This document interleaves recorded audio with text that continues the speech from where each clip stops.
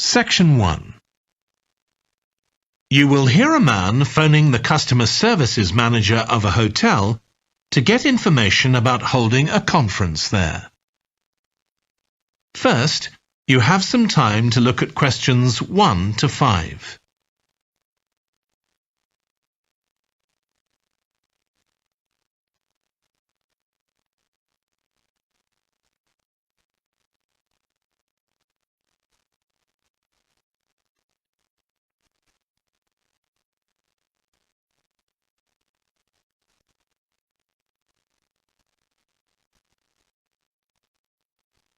You will see that there is an example that has been done for you. On this occasion only, the conversation relating to this will be played first. Hello, Flanders Conference Hotel. Oh, hi. I wanted to ask about conference facilities at the hotel. Have I come through to the right person? You have. I'm the customer services manager. My name's Angela. The name of the customer services manager is Angela. So Angela has been written in the space. Now we shall begin. You should answer the questions as you listen because you will not hear the recording a second time. Listen carefully and answer questions 1 to 5. Hello, Flanders Conference Hotel. Oh, hi. I wanted to ask about conference facilities at the hotel. Have I come through to the right person? You have. I'm the customer services manager. My name's Angela. So, how can I help you? Well, I'm calling from Barrett and Stanson's. We're a medical company based in Perth. Oh, yes? And we're organising a conference for our clients to be held in Sydney. It'll be held over 2 days, and we're expecting about 50 or 60 people. When were you thinking of having it? Sometime early next year, like the end of January. It'd have to be a weekend. Let me see. Our conference facilities are already booked for the weekend beginning January the 28th. We could do the first weekend in February. How about January the 21st? I'm afraid that's booked too. Well, let's go for the February date then. So that's the weekend beginning the 4th. Okay. Now, can you tell me a bit about what conference facilities you have? Sure. So for talks and presentations, we have the Tesla room. Sorry? Tesla, that's spelled Tesla. It holds up to 100 people and it's fully equipped with a projector and so on. How about a microphone? Yes, that'll be all set up ready for you. And there'll be one that members of the audience can use too, for questions if necessary. Fine. And we'll also need some sort of open area where people can sit and have a cup of coffee. And we'd like to have an exhibition of our products and services there as well, so that'll need to be quite a big space. That's fine. There's a central atrium with all those facilities, and you can come before the conference starts if you want to set everything up. Great. And I presume there's Wi-Fi? Oh, yes. That's free and available throughout the hotel. Okay. Would you also like us to provide a buffet lunch? We can do a 2-course meal with a number of different options. What sort of price are we looking at for that? Well, I can send you a copy of the standard menu. That's $45 per person. Or you can have the special for $25 more. I think the standard should be okay, but yes, send me the menu. Before you hear the rest of the conversation, you have some time to look at questions 6 to 10.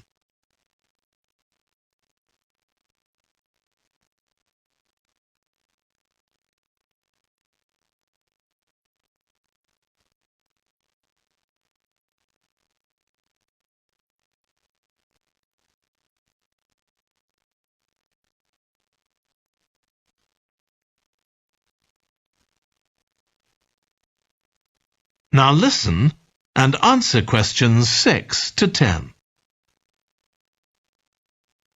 Now, we're also going to need accommodation on the Saturday night for some of the participants. I'm not sure how many, but probably about 25. So what do you charge for a room? Well, for conference attendees, we have a 25% reduction, so we can offer you rooms at $135. Normally, a standard room's $180. And does that include breakfast? Sure. And of course, guests can also make use of all the other facilities at the hotel. So we've got a spa where you can get massages and facials and so on. And there's a pool up on the roof for the use of guests. Oh, great. Now, what about transport links? The hotel's downtown, isn't it? Yes. It's about 12 kilometres from the airport, but there's a complimentary shuttle bus for guests. And it's only about 10 minutes walk from the central railway station. Okay. Now, I don't know Sydney very well. Can you just give me an idea of the location of the hotel? Well, it's downtown on Wilby Street. That's quite a small street, and it's not very far from the sea. And of course, if the conference attendees want to go out on their Saturday evening, there's a huge choice of places to eat. Then, if they want to make a night of it, they can go on to one of the clubs in the area. There are a great many to choose from. Okay. So, if we go ahead with this, can you give me some information about how much we're looking at? That is the end of section 1. You now have half a minute to check your answers.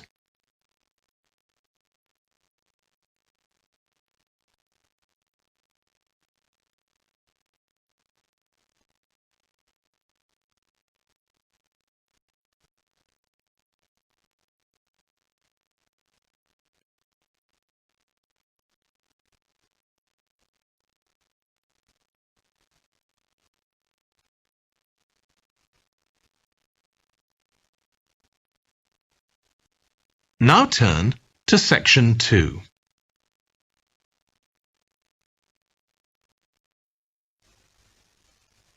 Section 2. You will hear a woman talking to a group of college students about volunteering to help other people. First, you have some time to look at questions 11 to 14.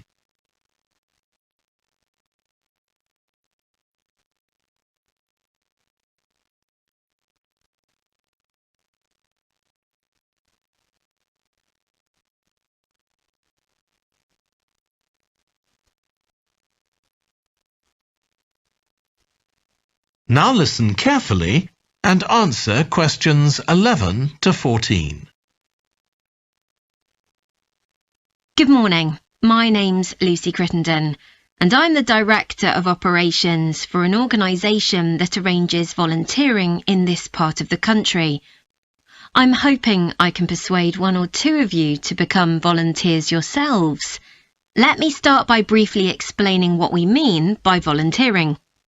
Volunteers are teenagers and adults who choose to spend some time unpaid helping other people in some way. Most volunteers devote 2 or 3 hours to this every week, while a few do much more. The people they help may have physical or behavioural difficulties, for example. Volunteers can do all sorts of things, depending on their own abilities and interests. If they're supporting a family that's struggling, for example, they may be able to give them tips on cooking, or recommend how to plan their budget, or how to shop sensibly on their income. They might even do some painting or wallpapering, perhaps alongside any members of the family who are able to do it. Or even do some babysitting, so that parents can go out for a while. The benefit from volunteering isn't only for the people being helped. Volunteers also gain from it. They're using their skills to cope with somebody's mental or physical ill health, and volunteering may be a valuable element of their CV when they're applying for jobs. Employers usually look favourably on someone who's given up time to help others. Significantly, most volunteers feel that what they're doing gives them a purpose in their lives. And in my opinion, they're lucky in that respect, as many people don't have that feeling. Before you hear the rest of the talk, you have some time to look at questions 15 to 20.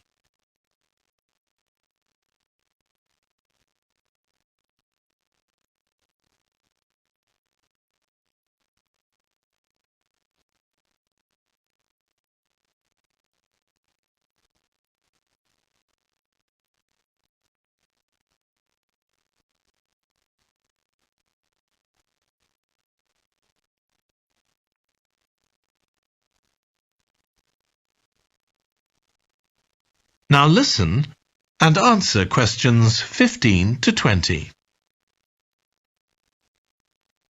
Now I'd like to tell you what some of our volunteers have said about what they do, to give you an idea of the range of ways in which they can help people.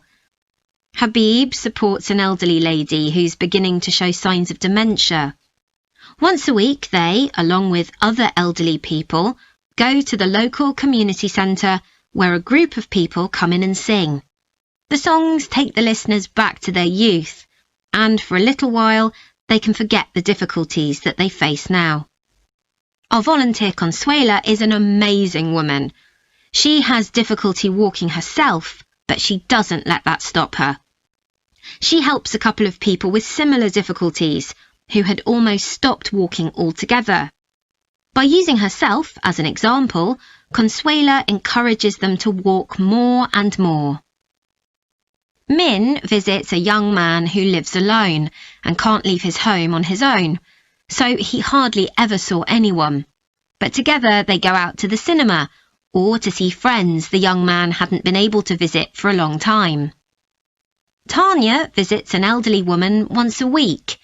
When the woman found out that Tanya is a professional dressmaker, she got interested. Tanya showed her some soft toys she'd made, and the woman decided to try it herself. And now she really enjoys it and spends hours making toys. They're not perhaps up to Tanya's standard yet, but she gains a lot of pleasure from doing it. Alexi is a volunteer with a family that faces a number of difficulties. By calmly talking over possible solutions with family members, he's helping them to realise that they aren't helpless and that they can do something themselves to improve their situation.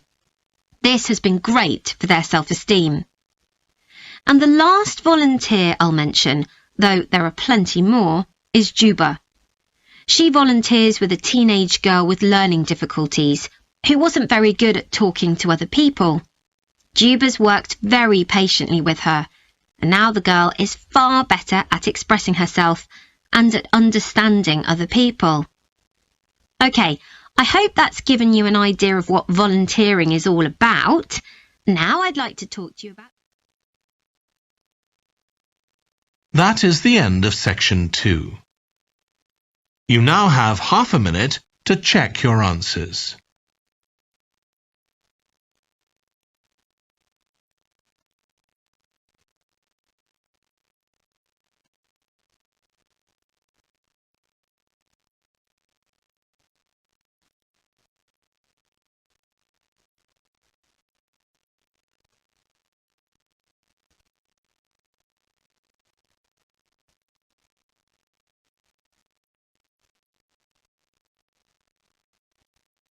Now turn to section 3.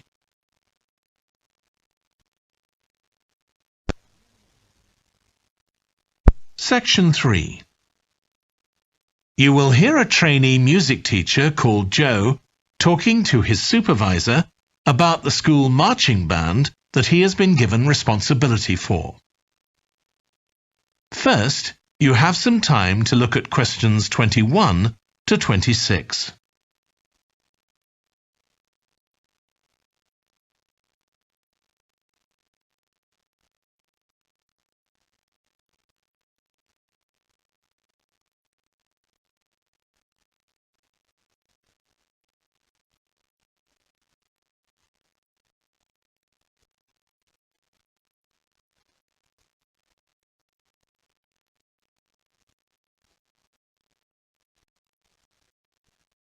Now listen carefully and answer questions 21 to 26. So, how are you getting on with your teaching practice at the high school, Joe?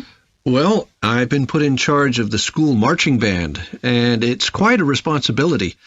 I'd like to talk it over with you. Go ahead. You better start by giving me a bit of background. Okay. Well, the band has students in it from all years. So they're aged 11 to 18, and there are about 50 of them altogether. It's quite a popular activity within the school. I've never worked with a band of more than 20 before, and this is very different. I can imagine. They aren't really good enough to enter national band competitions, but they're in a regional one later in the term. Even if they don't win, and I don't expect them to, hopefully it'll be an incentive for them to try and improve. Yes, hopefully. Well, now the town council's organizing a carnival in the summer, and the band has been asked to perform. If you ask me, they aren't really up to it yet, and I need to get them functioning better as a band, and in a very short time. Have you been doing anything with them? Apart from practicing the music, I mean. I played a recording I came across of a drummer talking about how playing in a band had changed his life. I think it was an after-dinner speech. I thought it was pretty inspiring, because being in the band had stopped him from getting involved in crime. The students seemed to find it interesting, too. That's good. I'm planning to show them that old film from the 1940s, Strike Up the Band, and talk about it with the students. What do you think? Good idea. As it's about a school band, it might make the students realize how much they can achieve if they work together. That's what I've got in mind. I'm hoping I can take some of the band to a parade that's going to take place next month. A couple of marching bands will be performing, and the atmosphere should be quite exciting. It depends on whether I can persuade the school to hire a coach or two to take us there. They sound like good ideas to me. Thanks. Before you hear the rest of the discussion, you have some time to look at questions 27 to 30.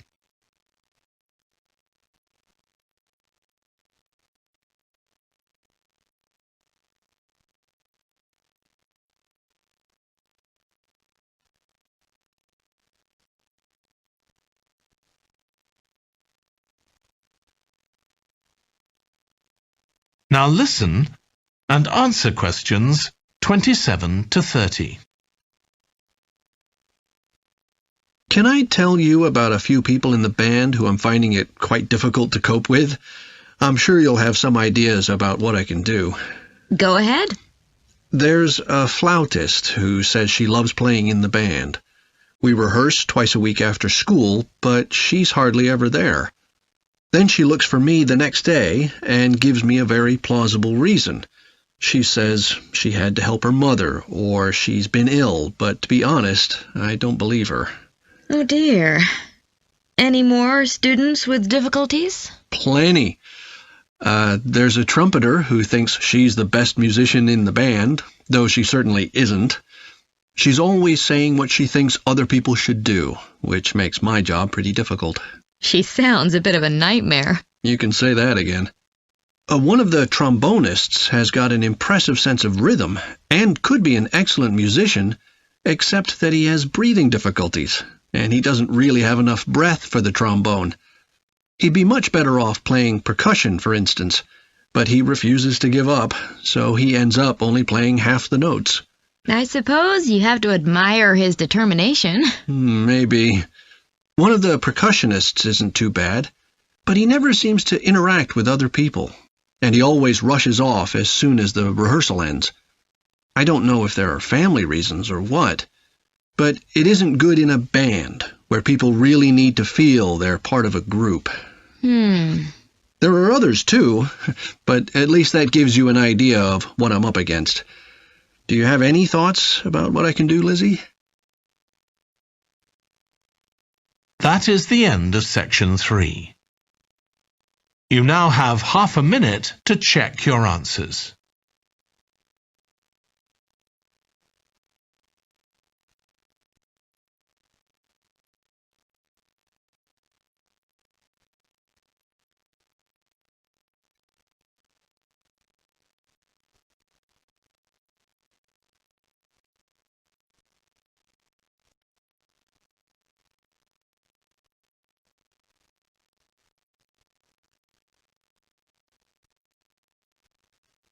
Now turn to Section 4.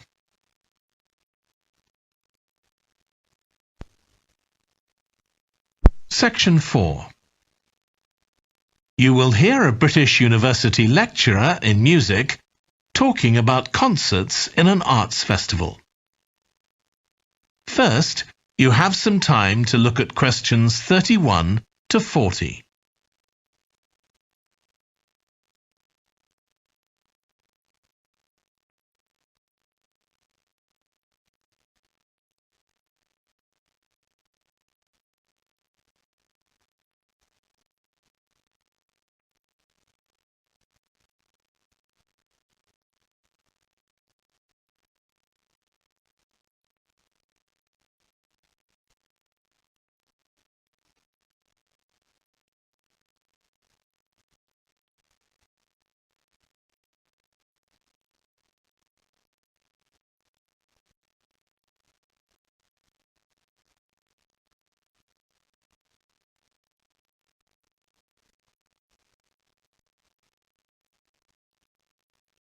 Now listen carefully and answer questions 31 to 40.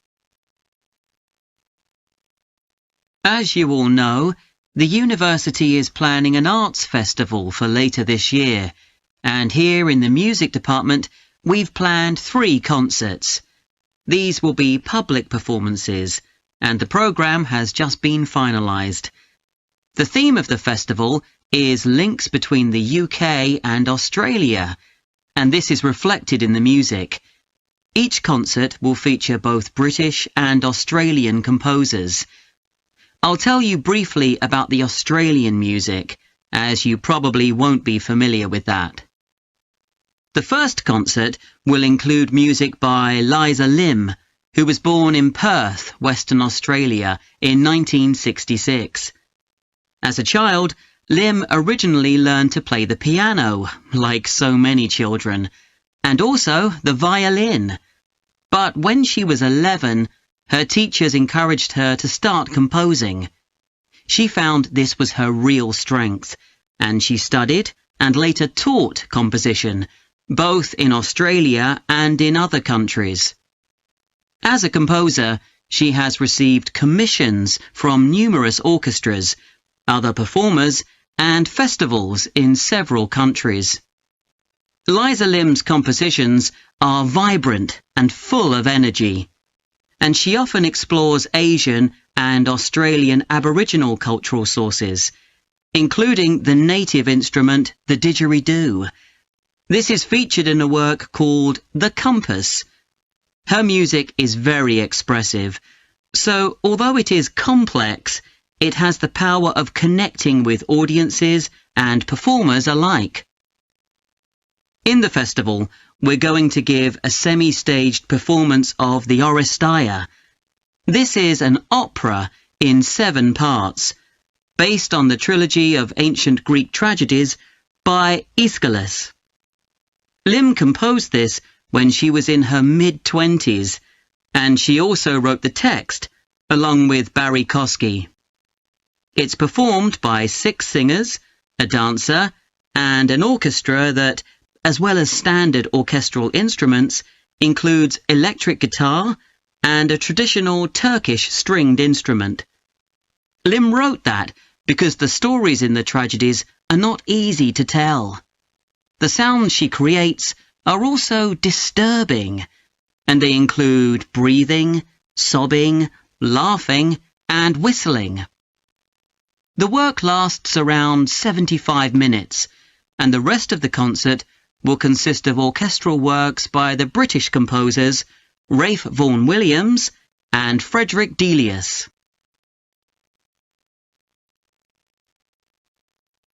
Moving on now to our second concert. This will begin with instrumental music by British composers Benjamin Britten and Judith Weir. After the interval, we'll go to Australia for a piece by Ross Edwards, The Tower of Remoteness.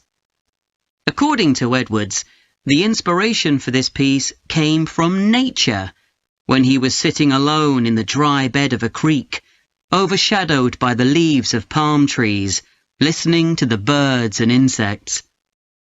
The Tower of Remoteness is scored for piano and clarinet. Edward says he realized years after writing the piece that he had subconsciously modelled its opening phrase on a bird call.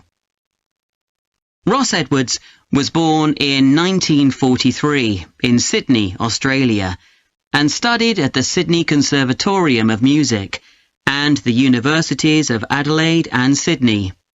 He's well known in Australia, and in fact, he's one of the country's most performed composers. He's written a wide range of music, from symphonies and concertos to some composed specifically for children. Edwards's music has been described as being deeply connected to Australia, and it can be regarded as a celebration of the diversity of cultures that Australia can be proud of. The last of the three Australian composers to be represented in our festival is Carl Vine. Born in 1954, Vine, like Liza Lim, comes from Perth, Western Australia. He took up the cornet at the age of 5, switching to the piano 5 years later. However, he went to university to study physics before changing to composition. After graduating, he moved to Sydney and worked as a freelance pianist and composer. Before long, he had become prominent in Australia as a composer for dance, and in fact has written 25 scores of that type. In our third concert, Vine will be represented by his music for the flag handover ceremony of the Olympics held in 1996. This 7-minute orchestral piece was of course heard by millions of people worldwide, and we'll hear it alongside works written by British composers Edward Elgar and, more recently, Thomas Adès. That is the end of section 4. You now have half a minute to check your answers.